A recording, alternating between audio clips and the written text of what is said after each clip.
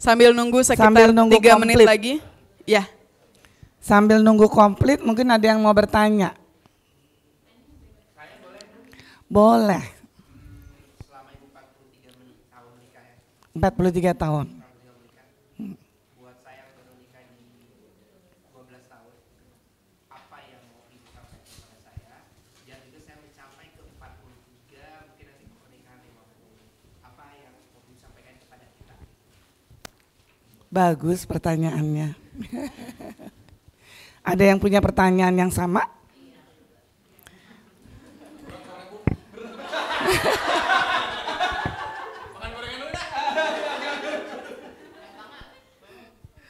Oke, pertanyaannya bagus.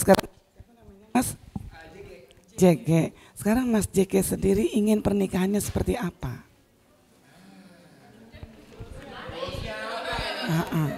Mas JK sendiri ingin menavigasikan pernikahannya seperti apa? Kalau saya ingin pernikahan seperti apa atau apa yang saya inginkan dari pasangan? Bukan.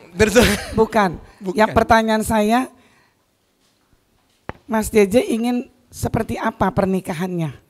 Kalau aku sih pinginnya kita saling respect dan Saling respect. Terus bahagia sih fondasinya. Jadi apa yang aku lakukan, apa yang istri lakukan itu bahagia. Itu sih. Mas JJ tahu apa yang perbuatan seperti apa yang membuat istri bahagia? Support yang merasa dia bahagia sih. Istri aku bahagianya apa? Aku Setiap jadi memberikan support ke dia. support dengan ada boundaries yang boundariesnya adalah value keluarga. Jadi memberikan support dan ada boundaries. Jadi kalau istri diberikan support dan ada boundaries, dia akan merasa dihargai, merasa ada respect gitu dan bahagia gitu. Bahagia dan tentunya aman karena ada boundaries yang memang clear. I see, jadi ada boundaries, merasa aman, ya, bahagia gitu. Oke, kalau Mbak sendiri gimana?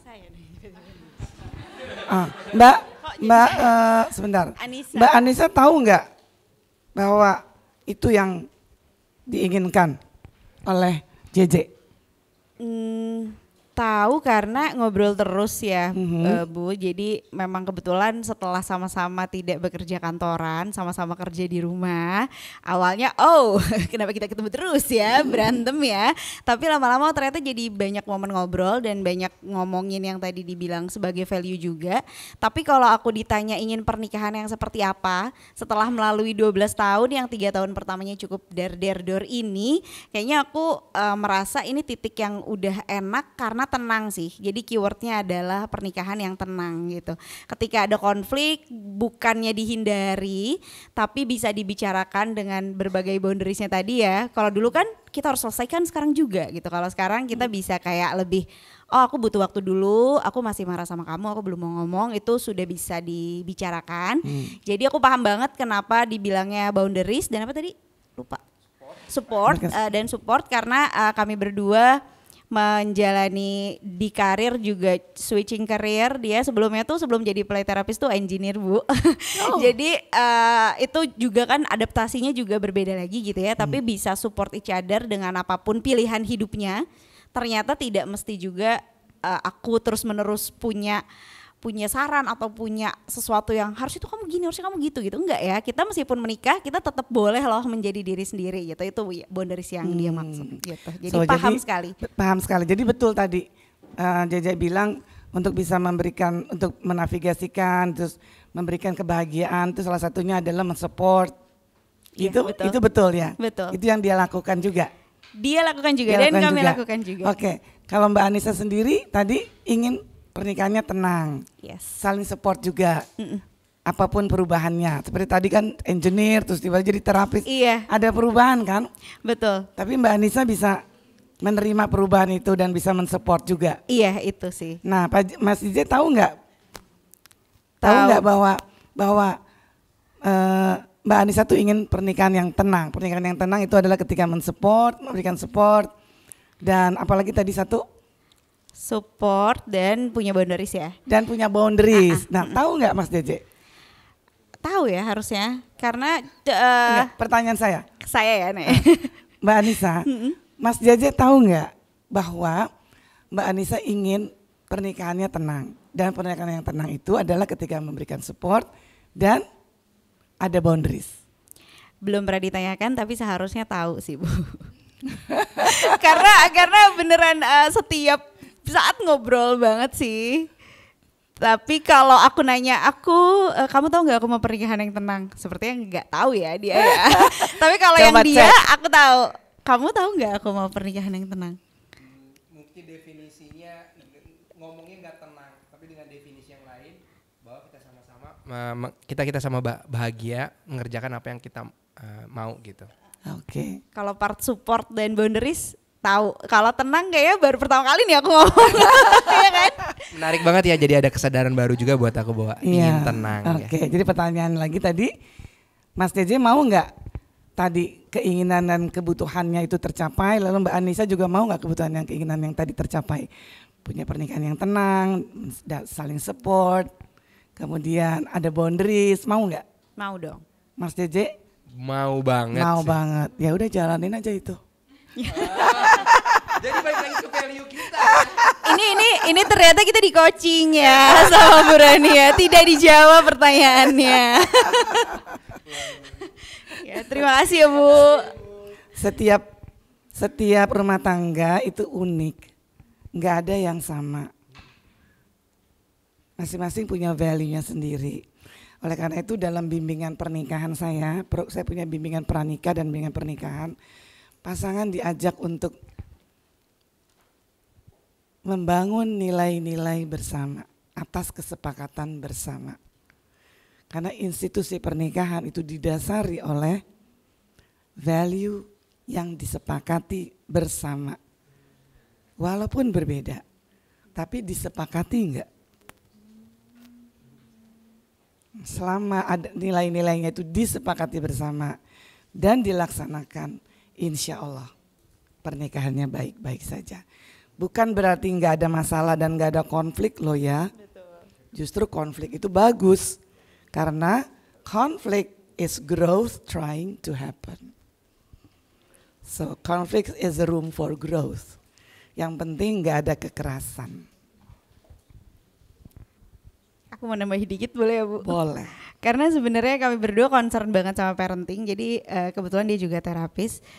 Untuk soal anak tuh kita ngomongin value-nya, ya kan? Kita value seperti apa nih yang mau membesarkan anak, tapi baru disadari hari ini setelah Bu Rani ngomong, ternyata di pernikahan juga kita perlu sepakati dulu ya, value-value apa yang memang aku inginkan, yang kamu inginkan, supaya setiap sehari-harinya maupun kalau ada konflik itu dijalani kembali ke value. Iya, gitu. betul. Jadi value itu perlu disepakati bersama supaya apapun keputusan atas masalah yang kalian hadapi, value itulah frame-nya.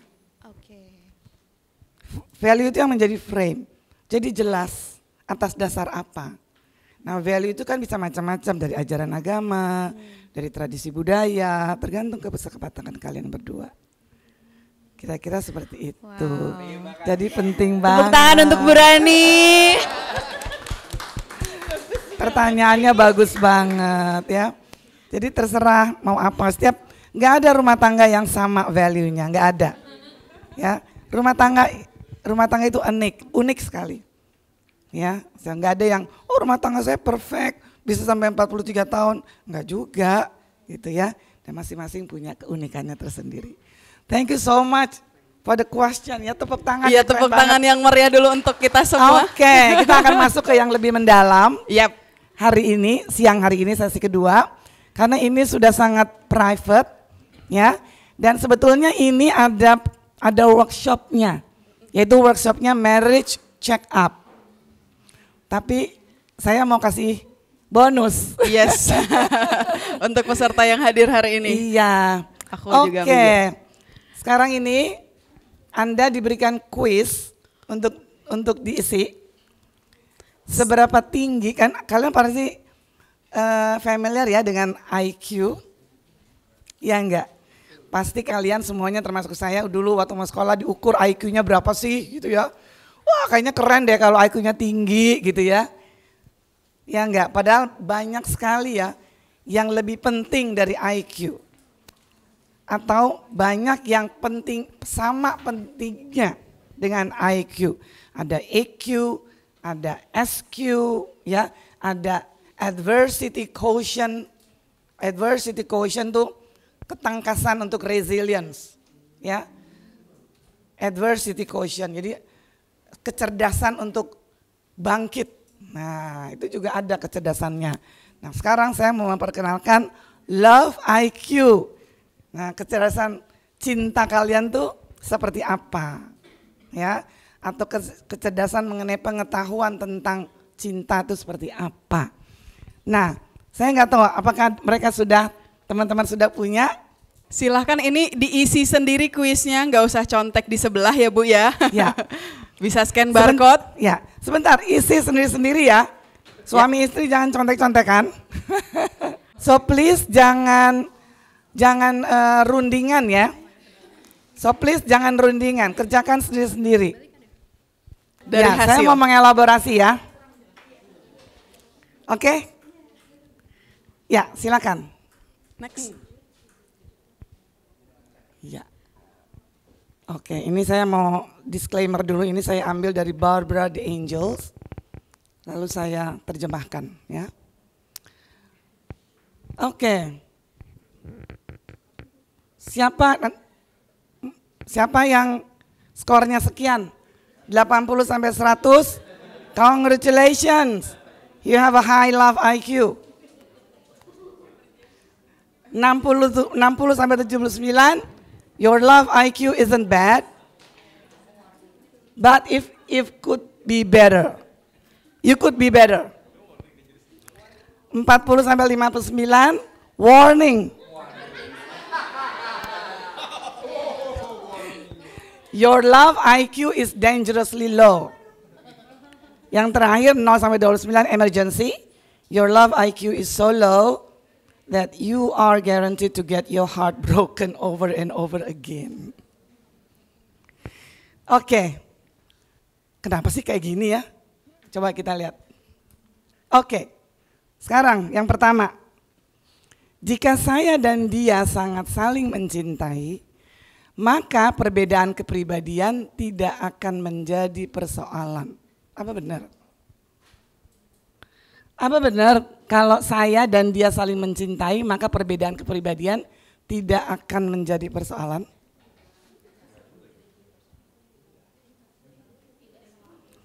Tidak selalu. Ya, tergantung Anda itu, ini kan pengalaman Anda. Ya. Pengalaman Anda itu merasa kalian saling mencintai enggak sih? Maka kalau saling mencintai berarti perbedaan itu enggak jadi persoalan. Nyatanya tetap jadi persoalan. Karena kalian menikah dengan orang yang udah pasti berbeda. Walaupun agamanya sama, sukunya sama, tetap berbeda. Kenapa? Karena kalian dididik dan diasuh oleh orang tua yang berbeda dan memiliki lingkungan dan environment yang berbeda. Contoh, saya dan suami saya sama-sama Muslim, sama-sama orang Sunda. Tapi 180 derajat value-nya berbeda. Jadi kita quite tough di first 5 years. Very tough. Gimana caranya supaya kan menikah itu kan bukan menikah itu kan punya modal, pakai modal ya menikah itu. Orang tua sudah mengeluarkan biaya, waktu, ya enggak, pikiran ya kan. Terus gara-gara cuman berbeda personality, terus kita mau bubar aja gitu. Kan enggak, itu survive, kita perlu survive. Nah jadi udah pasti berbeda. Nah cuman menjadi persoalannya tergantung skala kalian berapa. Kan dikasih skala 1 sampai 10 kan? Tadi ada selalu, sering, kadang-kadang, hampir tidak pernah. Kalau selalu berarti 0. Sering 4 gitu. Jadi ini pengalaman Anda sendiri. Ya, tapi udah pasti ya akan menjadi persoalan. Oke, nomor 2. Jika saya bersama orang yang tepat, saya akan sangat mencintainya, maka saya tidak akan pernah terpikat oleh orang lain lagi. Serius. Kalau kalian udah saling mencintai dan merasa dengan orang yang tepat, apakah tidak terpikat lagi dengan orang lain? I don't believe it. Buktinya ada apa? Iya. Buktinya ada perselingkuhan, ada cheating. Jadi nggak guarantee. Ya, cinta di awal nggak sama dengan cinta selama menjalani pernikahan. Kenapa? Karena cinta waktu kalian masih pacaran itu adalah romantic love. And romantic love itu impulsif. Kenapa impulsif? Karena hanya dibentuk oleh dua faktor. Lust and passion. Lust and passion itu very temporarily. Ya, jadi bisa terpikat pada orang lain. Nah, tinggal kalian mau kasih skala berapa menurut kalian. Ya, oke, nomor 3 artinya kalian mau kasih skor berapa, gitu ya. 3, jika benar-benar cinta sejati, saya tahu sejak awal berjumpa. Again, menurut penelitiannya enggak begini. Kenapa? Karena cinta sejati butuh waktu yang panjang untuk membuktikan lewat suka dan duka. Lewat bosen, lewat jenuh, ada ketidakpuasan, ada kekecewaan, nggak sesuai dengan harapan. Nah, kamu bisa go through nggak, bisa pass nggak itu semuanya. Baru kita bisa bilang this is true love. Kalau baru nggak sampai 5 tahun aja udah bosan, udah jenuh, and then cari yang lain, chatting-chatting atau cheating-cheating dengan yang lain, awalnya chatting-chatting terus lama-lama jadi cheating. Apakah itu true love? Ya, so keempat, relationship yang tepat akan selalu menarik dan menyenangkan. Betul? Enggak selalu, ya. Manusia selalu berada dalam perubahan yang dinamis. Dan emosi itu sifatnya fluktuatif. Kadang sedih, kadang bosen, kadang capek. Itu fluktuatif banget gitu. Berubahnya bisa sedetik loh. Ya. Bisa berubahnya just second. Langsung flip. Bisa begitu. Ya. Oke, nomor 5. Jika benar-benar cinta sejati, saya tidak akan merasa utuh atau seutuhnya bila tidak bersamanya. Ini juga sama. Kalau kamu atau saya atau kita udah merasa enough dengan diri kita merasa diri kita udah whole, kita nggak terlalu banyak menuntut pada orang lain, termasuk pada pasangan kita. Kita nggak demanding. Tapi bukan berarti nggak boleh berharap, tentu boleh, apalagi di dalam relationship, ya. Tapi tidak sepihak, ya. Oke, kita lanjut. Hubungan seksual tidak bisa benar-benar dinikmati kecuali benar-benar saling mencintai. Is it true?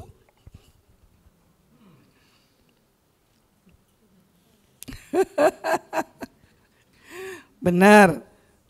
Hanya dengan saling mencintai kita benar-benar bisa menikmati seks itu. Enggak. Again, buktinya ada yang perselingkuhan. Something like that. Ya kan? Saya mau mengajak Anda realistis. Ya. Oke, nomor 7. Pasangan hidup saya akan memberikan saya segalanya yang saya butuhkan dan akan mengisi rasa kehampaan dalam hidup saya. Saya tidak membutuhkan siapapun lagi. Meaning you are, ada attachment, ada kemelekatan. Kalau kita punya kemelekatan pada seseorang itu kamu akan kecewa berat. Ya. Nah jadi ya.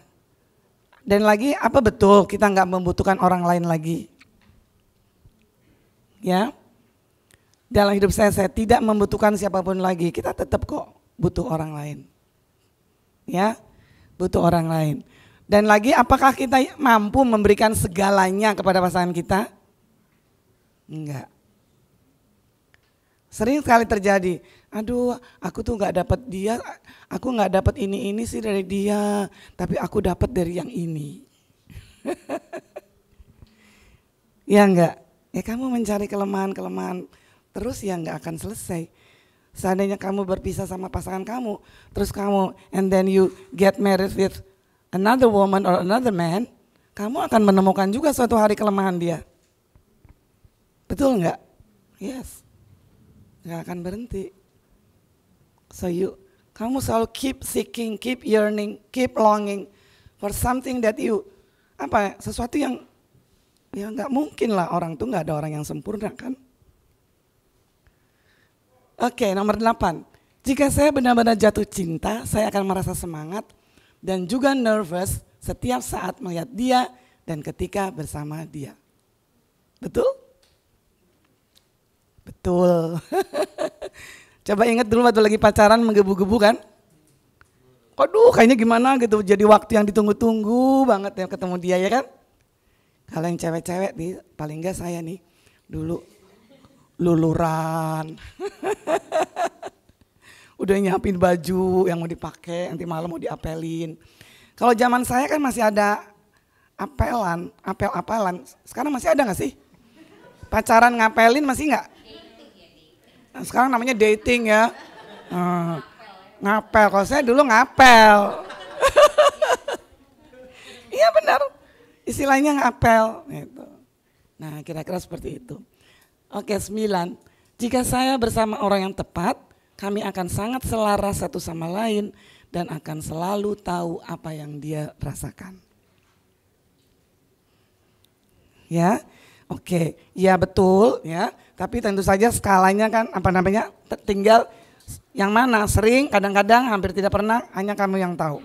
So ini skor khusus untuk pribadi kalian dan private sifatnya ya. Tapi boleh dibagikan, boleh saling berbagi dengan pasangan. Oke, nomor 10, jika saya dalam relationship yang tepat, maka segalanya akan berjalan alami dan tidak sulit untuk menjalaninya. Iya.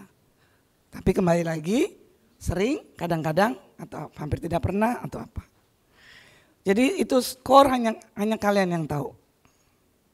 Dan bisa naik, bisa turun.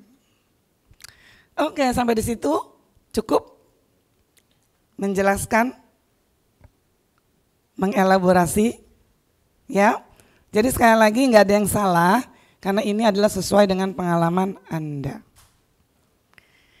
Ini, kenalkan ini teman hidup saya selama 43 tahun.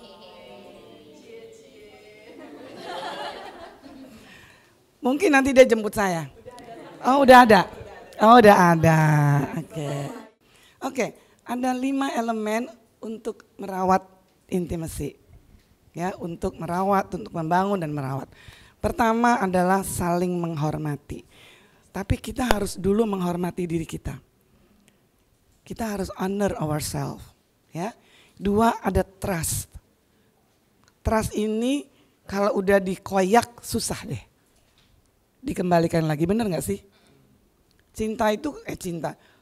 Trust itu kalau udah terkoyak itu susah banget mau dikembaliin ya. Jadi penting banget.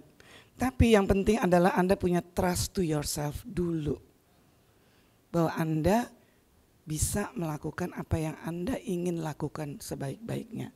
Sesuatu yang sudah Anda putuskan sebaik-baiknya gitu. Saya sudah memilih pasangan saya seperti ini. Saya harus trust sama diri saya sendiri bahwa saya bisa menjalani pernikahan ini sebaik-baiknya. Nah, kira-kira seperti itu. Yang ketiga ada allowance. Allowance di sini hubungannya bukan dengan uang atau dengan uang saku ya. Allowance ini mengizinkan orang lain atau pasangan kita dan terutama diri kita sendiri untuk mengalami at least mengalami perasaan yang kita miliki. Misalnya saya kecewa terhadap pasangan saya. Saya mengizinkan enggak diri saya untuk kecewa? Seringkali pada umumnya kita tidak mengizinkan diri kita kecewa. Saya enggak mau. Nah, itulah yang membuat saya kemudian jadi suffering, menderita. Karena saya enggak mau. Kalau saya enggak nerima bahwa saya mengalami kekecewaan, itu berarti saya juga enggak terima ini semua terjadi. Dan itu boleh-boleh saja. Boleh kok Anda kecewa. Dan boleh Anda enggak terima dengan apa yang Anda alami. Ya, gratitude, Anda bersyukur. Nah, saya bersyukur bahwa saya menikah dengan suami saya. Apa sih sisi-sisi positif suami saya? Pasti ada negatifnya, pasti ada kecewanya, pasti ada kurangnya, pasti ada lemahnya. Tapi kalau saya terus-menerus melihat kelemahannya, melihat kekecewaannya, saya akan suffer terus sampai kapanpun. Jadi saya coba lihat positifnya. Walaupun itu tidak mudah, sangat tidak mudah. Terutama ketika kita tersakiti. Betul enggak? Iya, itu tidak mudah.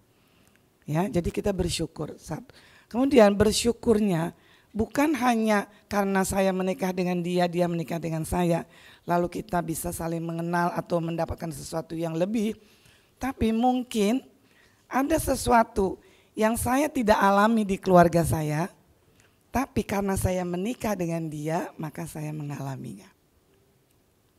Atau misalnya ada kualitas-kualitas diri, ada sifat-sifat yang tidak tumbuh pada diri saya ketika saya diasuh oleh orang tua saya.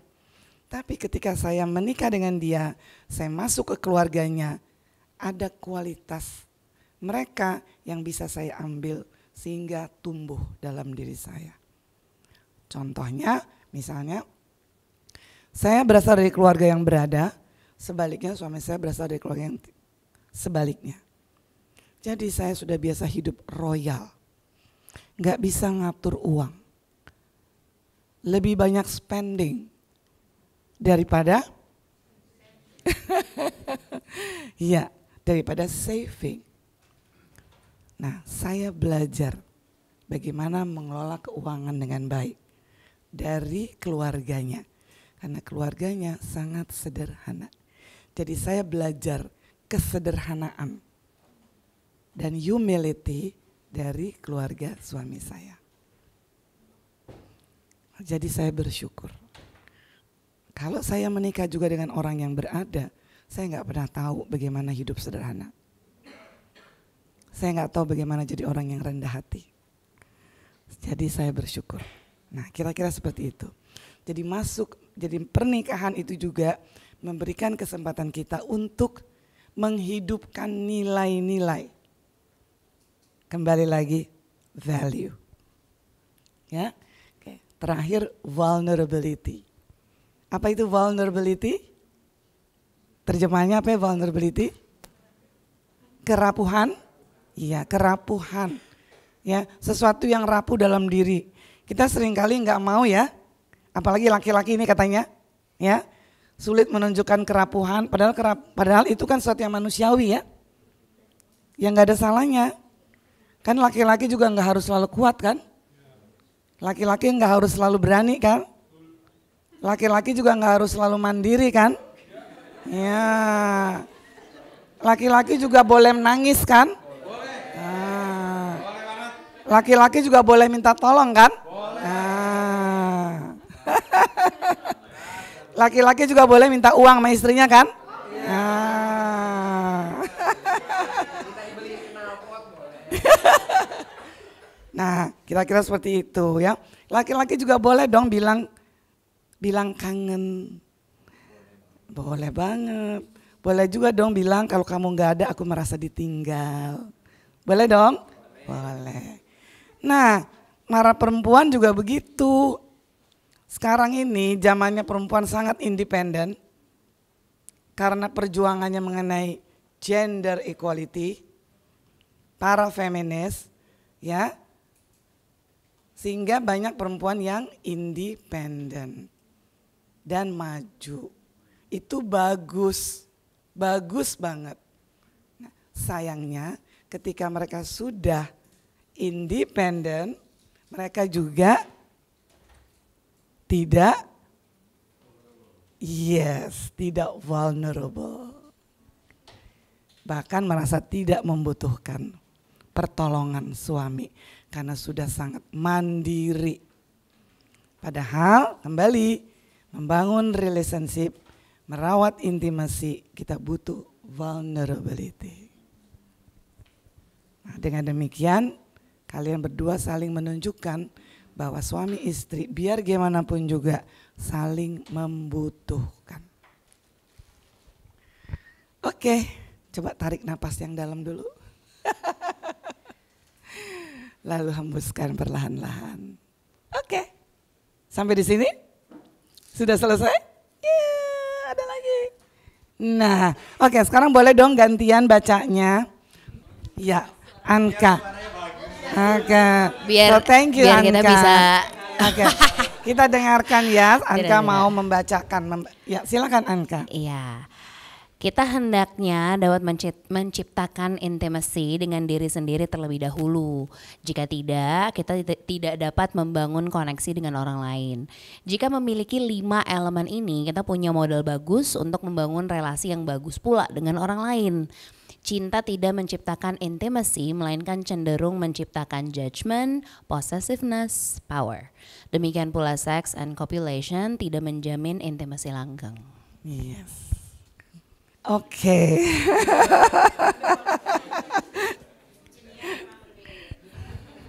Saya lebih fokus ke kalimatnya yang view. Thank you so much Anka. Sama-sama Ibu. Oke, next slide. Siapa yang mau membacakan? Oke, Gaby, would you like to? Yeah, thank you. So relationships don't work for one of 2 reasons. Pertama, bersama orang yang tepat tetapi tidak tepat menjalaninya. Poor communication, tidak saling terbuka, tidak tahu bagaimana cara menciptakan intimacy, mengabaikan waktu bersama atau kebersamaan. Iya. Next, Basana, Dan bersama kedua, orang yang tidak tepat. Bersama orang yang tidak tepat, ketidakcocokan, gaya hidup, perbedaan nilai-nilai, belief system dan tidak ada kesepakatan atau sulit saling menyesuaikan. Iya. Thank you. Oke, ada nanti boleh bertanya ya. Oke, kita lanjutkan dulu, masih ada? Oke, siapa? Ini volunteer. Boleh dong yang cowok? Saya minta yang cowok. Ini bahasa Inggris, maaf. Bahasa Inggris, Boleh bahasa Inggris dibaca nanti diterjemahkan. Oke. Siapa namanya? Lucky. Lucky. Yeah. Oke, so thank you Lucky. Yeah. Relationship is the distance between 2 objects. There is judgment between you and your partner. Relationship is not always easy. So we talked about all the things that we have been, all the joy, all the potency, and all the frustration. Relationship is not the source for creating your life, but each of you are the source of creation. Only then your relationship will be joyful for the both of you. Relationship is the capacity to expand life together with greater ease. Yeah.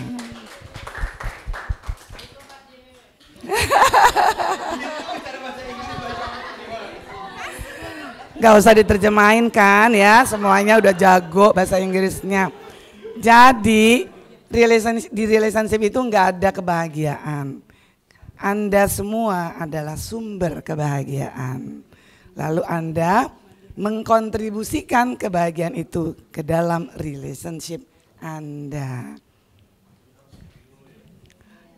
Iya, artinya Anda harus melakukan berbagai kegiatan yang membuat Anda happy. Nah, itulah yang Anda bagi di dalam relationship. Atau Anda melakukan apa saja bersama pasangan Anda yang membuat kalian bahagia. Tapi kalian punya ide, aku mau gini-gini nih, seneng deh, yuk kita lakukan bersama-sama. Jadi kita nggak bisa berharap pasangan kita membahagiakan kita. Kita yang we are the source. Ya, we are the kita sendiri yang creator.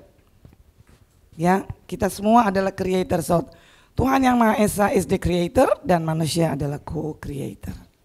Kita yang meng-create apapun yang bisa membuat kita bahagia, lalu kita kontribusikan. Nah, sebenarnya itu sesuai dengan apa yang dilakukan oleh saling jaga ya. Kita nggak bisa menjaga orang lain kalau kita sendiri nggak menjaga diri sendiri. Dan kita bisa saling menjaga. Oke, ada lagi? Terima kasih, tepuk tangan. Tepuk tangan. Tepuk tangan buat semuanya.